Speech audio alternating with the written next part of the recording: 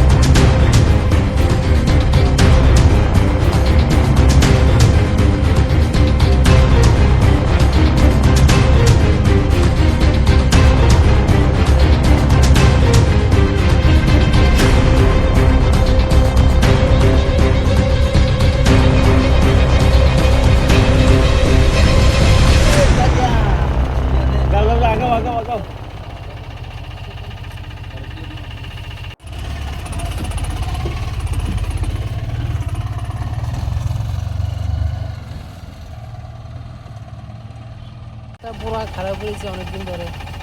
আচ্ছা, এখানে যাইতে আইতে অসুবিধা হচ্ছে, পাড়ার লোকও অসুবিধা হচ্ছে। এই রাস্তার জন্য কি বলবেন আপনি? এটা তো রাস্তা ঠিক করতে লাগে, কোয়া হয়েছে, তারপর তো ঠিক করেছে না। আমি বাড়ি কি এদিকে ওই? হ্যাঁ ওইখানে বাড়ি। আচ্ছা, ডেলি এদিকে আসা যাওয়া করেন? হ্যাঁ আমার বাড়ি তো এখানেই। কিরকম অসুবিধা আছে কি রাস্তাতে? হ্যাঁ এটা তো অনেক অসুবিধা হইতেছে রাস্তা। তো এটা ঠিক করার জন্য কেউ দেখতেছে ভিডিও, কি কইবেন সরকারের কাছে? এটা তো ঠিক করার লাগে, এদিক দিয়ে স্কুলের পোলা বইনা যায়, গাড়ি করে হয়তো অসুবিধা হইতেছে, কারো লোক যাইতে অসুবিধা হইতেছে। যিনি সরকার যারা ঠিক করেন রাস্তা মেরামত করে তাদের কি বলবেন তাদের উদ্দেশ্যে? এটা তো ঠিক করে দিতে লাগে, তো রাস্তাটা অনেক খারাপ হয়ে গেছে। আপনি কত বছর ধরে গাড়ি চালান? এবার তো 6-7 বছর। তো 6-7 বছর এমনই ছিল রাস্তা? আগে তো ভালো ছিল, বৃষ্টি দিনে রাস্তা গাড়ি ঘোড়া যাতে খারাপ হয়ে গেছে, জিসিবি ঢুকছে, ওদিক দিয়ে মাটি কাটাচ্ছে, হুম। তার জন্য রাস্তা খারাপ হয়ে গেছে। কোন সময় বেশি অসুবিধা হয়? সব সময় তো অসুবিধা হইতেছে, রাস্তা তো পুরাই খারাপ। আচ্ছা আচ্ছা, আপনার বাড়ি এখানে ওইখানে। চিন্তারাম কোবরা? হ্যাঁ আপনার নাম? রাজীব দেবনাথ।